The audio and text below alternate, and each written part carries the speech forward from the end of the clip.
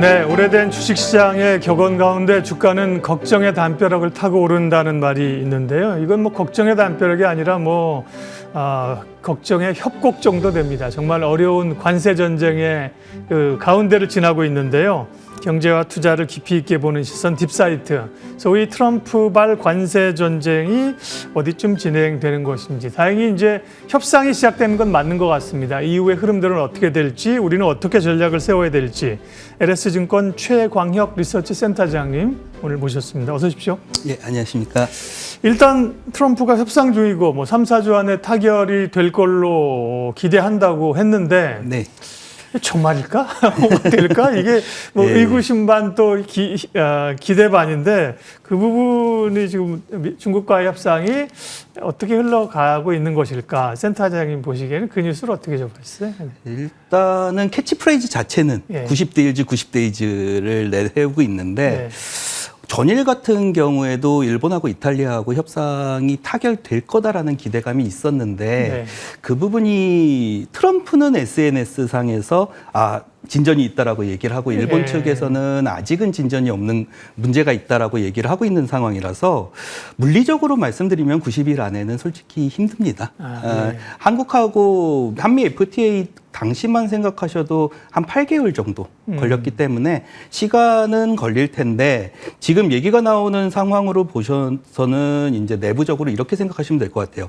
협상에 물꼬를 트고 협상이 진행 중인 거를 만들어 놓는 거를 90일 안에 하겠다라고 생각을 하는 것 같고 그렇게 협상이 진행되는 나라들이 90일 안에 무역 파트너들이 생기면은 그 나라들을 통해 가지고 중국을 압박해 나가는 네. 그런 정책을 쓸 것 같은데 사실 아직까지는 압박할 만한 동맹이 생기지도 않은 정도의 단계라고 생각하셔야 될 것 같아요. 동상이몽이네요. 그죠? 예. 각자 꾸는 꿈이 다르고 트럼프는 자기식으로 해석하고 내가 다 얘기해놨어. 될 거야? 뭐 이런 거고요. 90일이라는 거를 우리도 오늘 타이틀로 좀 달았는데요. 관세 유예한 기간이죠. 그 기간 동안에 해결될까. 그런데 90일이 아니라 트럼프는 뭐 3, 4주 안에 될 거라고 하니까 이건 뭐 어려운 얘기이죠. 예. 자, 그럼 이제 매크로 이야기 하나씩 좀 풀어가도록 하겠습니다. 당장 사실은 이 관세 전쟁 와중에 좀 기대하는 게 연준의 어떤 스탠스인데 네. 제롬 파월 의장이 역시나 차분하게 좀 어렵다, 지켜보겠다 얘기를 했어요. 그러니까 트럼프는 당장 그만두지? 이런 압박을 하고 있는 건데 그래서 연준의 그 스탠스는 어떻게 보세요? 네. 파월 의장의 스탠스 자체는 기본적으로는 하드 데이터를 중시하겠다. 네. 그래가지고 숫자가 바뀌면은 그거에 대해서 반응을 할 거고 관세에 대해서는 이 목표가 두 개가 충돌할 가능성이 있다라고 얘기를 했었던 건데 네. 전체적인 내용을 살펴보면은 두 가지 정도를 생각하셔야 될 것 같아요. 고용이라는 게 물가에 영향을 받아가지고 고용이 악화될 수 있기 때문에 물가를 면밀히 살펴야 된다라고 얘기했다라는 거는 사실은 두 가지 목표 중에서 물가에 대해서 무게중심을 조금 더 뒀다라는 부분 하나하고 두 번째로는 지금까지는 계속해서 하드 데이터 중시라고 얘기를 했었는데 네. 이번에 소프트 데이터도 중요하게 생각하고 있다라고 발언을 했습니다. 예. 그 얘기는 미시간대 기대 인플레를 생각하시면 제일 편한데 기대 심리가 다시 내려가는 모습을 볼 때까지는 관찰보다는 선제적인 대응에 무게를 두겠다라고 얘기를 한 거거든요. 그래서 만약에 정책적으로 파월 의장이 교체될 가능성이 있는지 여부는 저도 모르겠지만은 네. 전체적인 그림에서 봤을 때 파월 의장의 의도 자체는 지금은 물가가 더 중요하고 그 물가가 올라갈 거라는 심리를 잡는 게 더 중요하기 때문에 경기를 예상해서 기준금리 인하는 없다라는 게 정확한 심리인 것 같습니다.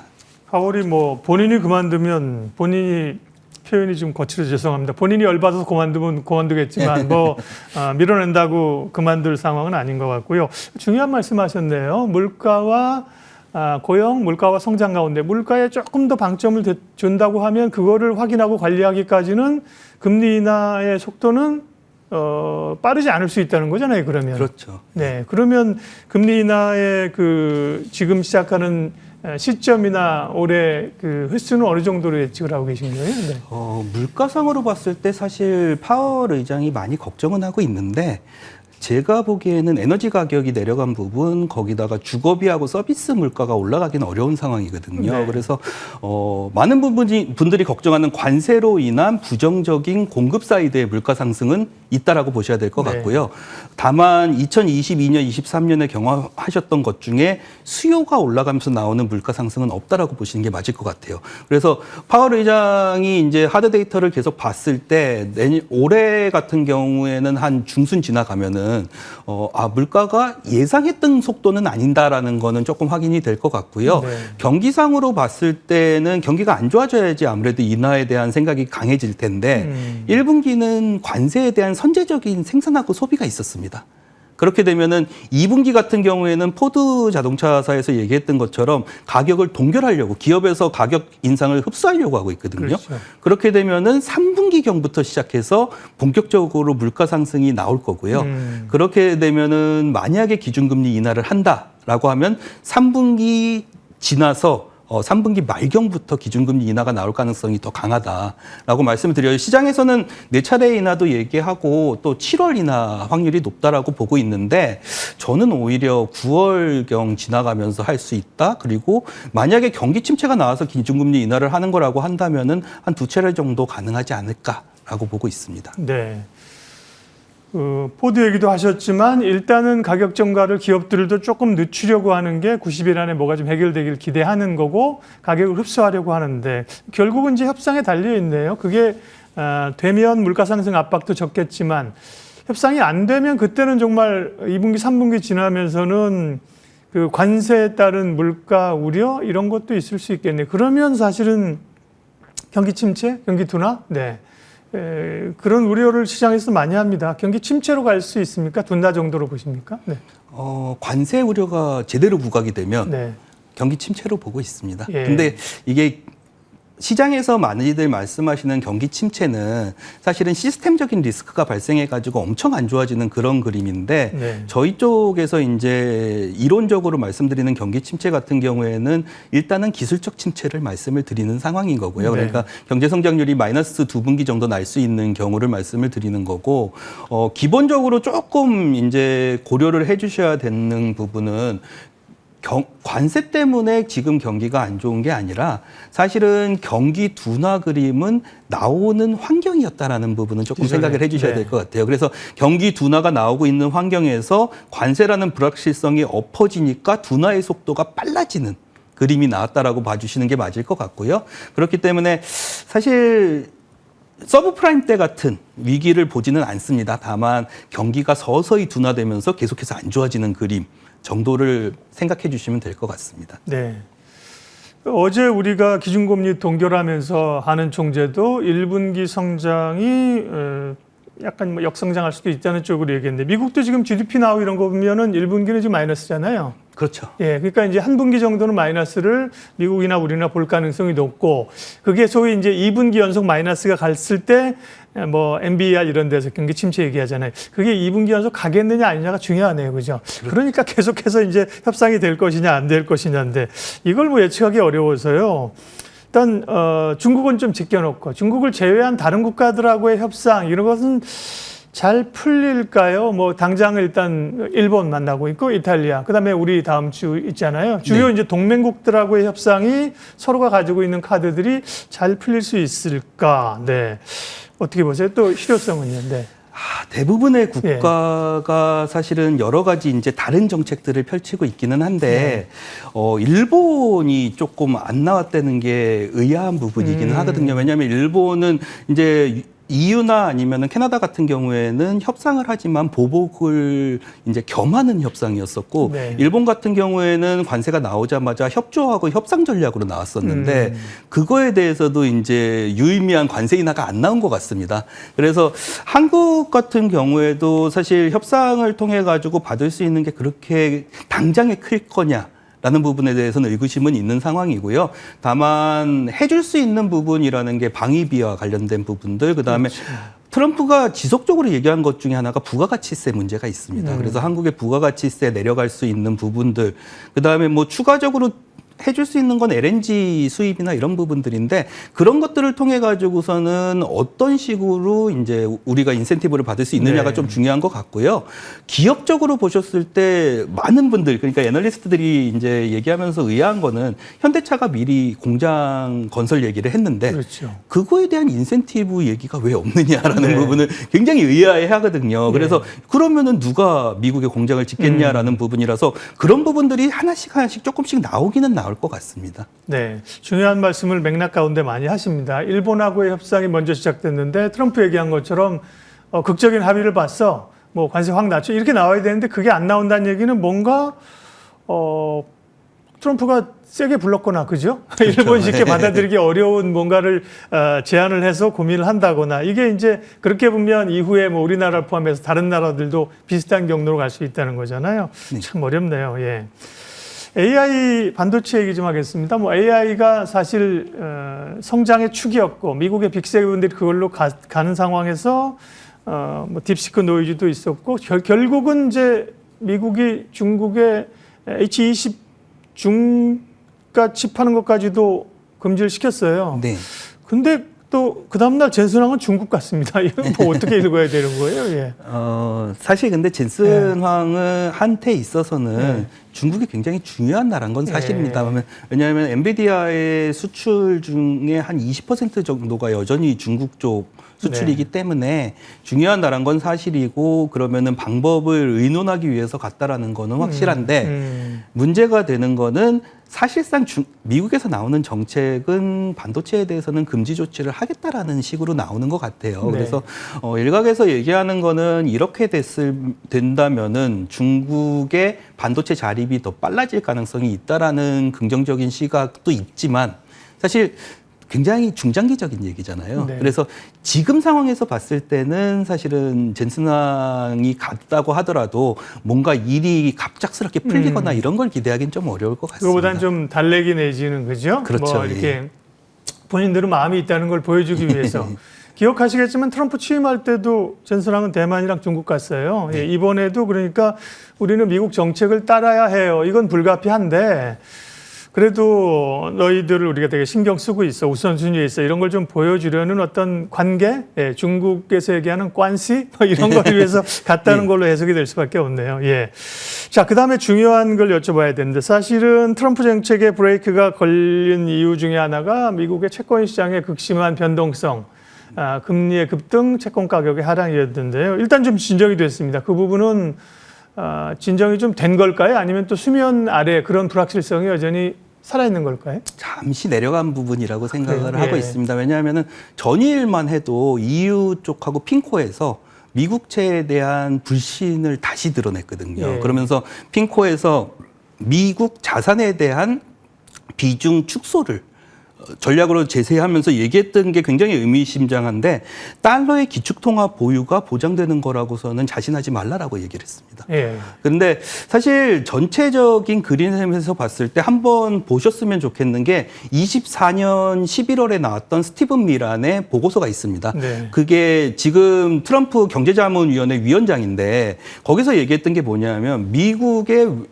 달러 외환 보유고가 각국이 너무 많이 갖고 있기 때문에 달러가 너무 강세로 갔고 그게 모든 무역 수지 적자의 원인이다라고 얘기를 했습니다. 그래서 트럼프 입장에서도 지금 상황에서는 달러에 대한 이 지위를 낮아지고 있다라는 거에 대해서 긍정할 거다라고서는 말씀은 드리고 있는데 네. 문제는 그 패권국의 지위가 어느 수준까지 내려갔을 때 과연 가속도를 멈출 수 있느냐라는 부분인 것 같습니다. 그래서 현재 상황만으로 딱 단기적으로 보셨을 때는 미국의 국채 가치는 좀 내려가는 방향이 이어질 가능성이 높다라고 보셔야 될 것 같아요. 그러면 달러도 약세 기조로 그다음에 뭐 일정 부분 그럼 트럼프가 달러 약세를 원한다는 겁니까?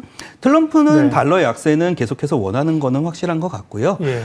달러 약세를 통해 가지고 경상수지 적자를 해소하려고 그러는 부분은 예. 명확한 것 같습니다. 네. 근데 공교롭게도 트럼프가 이제 1기 때 집권했을 때의 달러 실질 실효 환율 기준으로 달러가 네. 100포인트 정도였는데 지금이 굉장히 높아져 있는 113포인트 정도 높아져 있는 상황이거든요. 레벨 자체가 지금은 예. 단기적으로는 떨어졌지만 그죠? 예. 그래서 우스갯소리로 얘기하는 게 플라자 합의 때 달러의 약세를 만들었던 합의가 12% 달러 약세였는데 네. 지금 상황에서 트럼프 때까지 1기 때까지 내리려면 12%를 내려야 됩니다. 그래서 제2의 플라자 합의에 대한 얘기들은 조금 계속 나오고 있는 상황이다라고 봐주시면 될 것 같아요. 네. 근데 뭐 지금 미국이 세계 강대국으로서의 그 지위를 유지하고 있는 것은 사실 달러 패권을 가지고 있기 때문 아닙니까, 그죠? 그렇습니다. 예, 기축 통화로서. 그런데 그 부분을 일정 부분까지 용인하면 괜찮지만 말씀하신 것처럼 시장에서 이거 좀 위험한데라고 인식하기 시작하면 사실 걷잡을 수 없는 거잖아요. 네. 달러 패권. 어렵네요. 그러니까 무슨 뭐 스테이블 코인 얘기도 나오고 외국에는 이제 금도 미국에 맡긴 거 찾아가려고 하고 이렇게 얘기하고 있는데 그런 어떤 달러가 무너지는 시스템이기로까지는 가지 않겠죠? 그렇게까지 용인하지는 않겠죠, 그죠? 그 정도를 예. 보고 있지는 않습니다. 그러니까요. 예. 그러면 정말 전 세계가 정말 요동치면서 가게 될 텐데요. 아직은 그렇다고 보고요. 예. 자, 매크로 이야기나 이제 관세 얘기를 이제 어느 정도 했기 때문에요.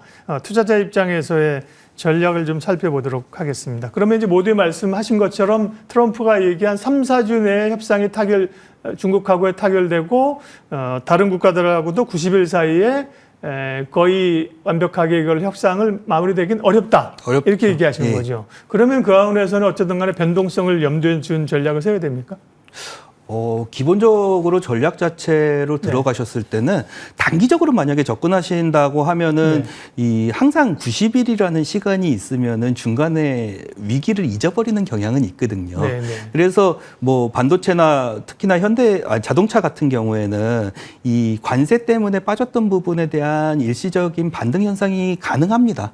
그래서 그런 부분들은 조금 접근하실 때 만약에 단기 투자를 하시겠다라고 그러면 접근하셔도 될 것 같고요. 네. 다만 불확실성이 트럼프의 특징 중에 하나가 계속해서 정책이 바뀐다라는 부분이라서 이렇게 됐을 때의 특징 중에 하나는 정책이 변하기 때문에 실적 가시성이 우수한 종목들을 중심으로 해가지고 매수세가 들어갈 수가 있거든요. 네. 그래서 사실 실적 가시성이 우수하다라고 하면 지금 상황에서는 원래 주도주 그러니까 조선이나 아니면 방산이나 이런 쪽에 대해서 여전히 계속해가지고 긍정적인 마인드를 갖고 있습니다. 네. 이제 우리 시장 쪽으로 이제 넘어왔는데 1기 때랑 이제 많이 비교를 하는데요. 1기 때하고 지금하고의 상황을 보면 뭐 중국에 대한 압박이나 시장의 흐름이나 이런 걸 봤을 때는 대체적으로 어떻든 비슷한 경로입니까? 아니면 그때보다 확실히 변동성 커진 것 같기도 한데요. 네. 기본적으로는 1기하고의 차이는 1기 때는 대통령 당선이 된 다음에 취임을 한 다음에 2년이라는 시간을 둔 다음에 경기를 어느 정도는 좀 만들어내고 관세에 대한 얘기가 나왔었는데 지금은 시작하자마자 때려버렸는데 제일 큰 차이라고 하면은 정책이 지나치게 빨리 변합니다. 그러니까 여기에 대해 가지고선 미국에서도 이게 좋은 게 아닌데 얘기했던 게 트럼프가 수석 협상가고 트럼프의 모든 검토가 있어야지 협상이 진행될 수 있다라고 미국 정부에서 얘기를 했거든요. 이 얘기는 한마디로 트럼프가 바꾸면은 다 바뀔 수가 있다. 협상이 진행되는 과정에서도. 맞아요. 그래서 불확실성은 훨씬 높아졌다라고 생각을 하셔야 될 것 같고 당시에 중국하고 이제 대립이 나오는 과정에서 사실 협상 관세라는 것 자체가 25%를 고율 관세라고 표현을 하면서 관세가 부과됐었거든요. 근데 지금은 145%잖아요. 그렇게 되면 거기다가 보편 관세가 없다라는 부분. 저는 말씀드리는 것 중에 하나가 보편 관세가 그냥 넘어갈 만한 문제는 아니기 때문에 지금 각 국가들이 정신이 없어가지고 그거를 안 꺼내드는 거지. 보편 관세 얘기도 나올 것 같거든요. 그러면은 불확실성은 굉장히 높은 상황이 나올 수 있다라는 거는 염두에 두셔야 될 것 같습니다. 네. 그래서 저희가 이제 제목을 잡으면서 90일이 지난 이후에 7월을 보면서 뭘 준비해야지 이렇게 잡으면서 7월 뭔 얘기인데 지금 7월을 예약하는가 했는데 결국은 그 과정 가운데 변동성을 이제 보신다고 하면 그러면 국내 시장으로 보면 여전히 지금 이제 리서치에서 올해를 평가하시면서 관세 이런 걸 포함해서 본 어쨌든 상단과 하단에 기본적으로는 어떤 횡보상세 지수로만 보면 박스권으로 봐야겠네요. 기본적으로는 박스권을 보고 있고 예. 아무리 이제 관세 문제가 있다라고 하더라도 예. 기본적으로 락바텀이라는 것 자체를 깨고서는 추정을 하기는 어렵거든요. 예, 예. 그래서 이미 상호 관세 부과된 날 그래도 바닥은 보신 게 아니냐라는 네. 말씀은 드리는데 네. 이제 저희 쪽에서 말씀드릴 때 조심스러운 거는 바닥이라고 접근은 할 수 있는데 그 접근 이후에 전 고점까지 올라가는 게 얼마나 걸릴지는 확신을 못 한다라는 그렇죠. 부분이죠. 네. 그래서 그런 부분들에 대해서는 조금 여유를 두시고 접근을 하셔도 될 것 같다라는 말씀을 드리고 있습니다. 네. 그러면 아까 말씀하신 섹터 쪽으로 이제 가서 여쭤보면 지금 관세 때문에 많이 눌려, 그러니까 크게 두 가지잖아요. 기존에 잘 가는 조선방산 같은 관세로부터 좀 비껴난 섹터, 그 다음에 관세 때문에 눌려 있는 자동차, 반도체, 2차 전지 이런 쪽인데. 기존에 가는 쪽이 나을 거라는 시각도 있고 빠르게 회복이 되면 사실 눌렸던 쪽이 더 낙폭과대가 튀어오를 수 있다는 시각도 있어요. 근데 네. 센터장님은 이제 전자 쪽이네요. 어쨌든 눌렸던 게 올라오는 것보다는 기존에 가는 쪽으로 좀 하는 쪽으로? 예, 중장기적으로 투자하시려면은 네. 그 방향이 맞지 않겠느냐라는 말씀은 드리고요. 네. 한국 같은 경우에는 이제 중국이나 독일의 경우를 보시면은 대부분의 경제 정책이 관세는 불확실하기 때문에 내수 부양 쪽으로 치중되는 경향이 있습니다. 네. 그래서 만약에 새로운 거 그러니까 너무 이제 올라가는 것들에 대한 접근이 어렵다라고 하실 때는 내수 관련된 종목들에 대해서는 지금부터는 조금 한번 지켜보셔도 될 것 같다. 라고 말씀드리고 있습니다. 그건 이제 우리가 어쨌든 간에 경기 부양을 해야 되고, 그죠? 예. 또 대선이 지나고 나면 할 거기 때문에 내수 쪽이라고 하면 조금 더 특정할 수 있는 게 뭐 내수도 사실은 뭐 그러면 유통이라든지 뭐 이런 게 있을 수 있지만 음식료 같은 경우는 이미 수출 비중이 사실 많아져 가지고요. 솔직히 최근에 말씀드릴 때 음식료는 예. 내수 종목이라고 말씀을 안 드립니다. 아, 네. 수출 종목이라고. 그렇게 돼버렸군요. 화장품하고 음식료 같은 경우에는 네. 수출로 보셔야 될 것 같습니다. 네. 내수 쪽에서 이제 갈 수 있는 쪽이고요. 네. 마지막으로 전체적으로 이 자산 포트폴리오를 가는 투자자들은 미국과 비미국, 그 다음에 위험 자산과 안전 자산 이런 쪽으로는 어떻게 좀 연간 그림을 그리고 가면 될까요? 전체적인 그림에서 봤을 때 미국에서 원하는 방향이 네. 지금 상황에서는 달러의 강세는 아닙니다. 네. 그럼 달러의 약세가 간다. 그다음에 미국에 대한 자산 가치를 조금은 누른다라는 측면에서 보시면은 전체 그림에서는 미국에서 빠지는 건 맞는 것 같습니다. 네. 근데 단순히 이분법적으로 미국이 아니니까 중국을 사냐라고 했을 때 중국이 불확실성이 제일 높거든요. 현재 상황은. 네. 그리고 미국에 투자했던 자금의 성격은 대부분 선진국 투자의 자금 성격입니다. 그래서 미국을 대체할 수 있는 중기축 통화국가 쪽으로 접근을 하시는 게 나을 것 같다라고 말씀을 드리고요. 네. 그런 국가라고 하면은 유럽이나 일본 네. 영국 요 정도 수준에서 접근을 하셔야 되는데 위험자산이냐 안전자산이냐라는 부분에 있어서는 오히려 지금 상황에서는 위험자산을 비중을 확대시키라는 말씀은 못 드릴 것 같아요. 예. 단 미국 채에 대한 이 불신이 좀 있는 거라서 그 채권이 빠지는 자산이기 때문에 선진국의 안전자산 중심으로 조금 작은 비중을 많이 높이시는 것도 나쁘지 않은 전략이라고 말씀드리고 있습니다. 그렇게 보면 한국 증시는 이제 일정 부분 비미국으로서 투자할 범주에 들어갈 수 있습니까? 외국인들이 좀 관심을 가질 수 있는 환경일까요? 적어도 시간이 좀 지나면서? 예, 저는 네. 한국 쪽은 관심을 좀 가지셔도 괜찮을 것 같고요. 네. 기본적으로 이제 지금 추천을 안 드리는 이유는 불확실성 때문인데 미국에서 분명히 자금이 빠져나가면은 패시브 자금이나 이런 것들은 전체적으로 나눠서 들어갈 수가 있는 부분들이 있거든요. 그런 자금들의 경우에는 한국으로 충분히 들어갈 수 있다라고 판단 내리고 있고 두 번째로는 이제 정치적인 불확실성 제거되는 부분 거기다 내수 부양하는 부분까지 생각하시면 원달러가 어느 정도는 빠질 겁니다. 원달러의 하락은 분명히 외국인 매수를 불러들이거든요. 그래서 한국 쪽도 긍정적으로 보셔도 될 것 같습니다. 네. 환율 얘기를 빼먹어서 여쭤보려고 했는데 말씀을 하셨습니다. 그렇죠? 워낙 우리 원화의 레벨 자체가 사실 비정상적으로 높았는데요. 최근에 좀 떨어지는 경향들이 적어도 전처럼 뭐 1,470원, 1,500 가는 흐름은 아닌 걸로 말씀을 하신 걸로 이해를 하겠고요. 예. 아이고 어렵습니다. 또 이제 90일 동안의 해결의 실마리들을 기대했는데 녹록치는 않은 흐름들로 이야기했고요. 또 뭐 중요한 변화들이 있으면 이후에 모셔서 말씀 나누겠습니다. 오늘 딥사이트 최광혁 LS증권 리서치 센터장님 함께했습니다. 고맙습니다. 감사합니다.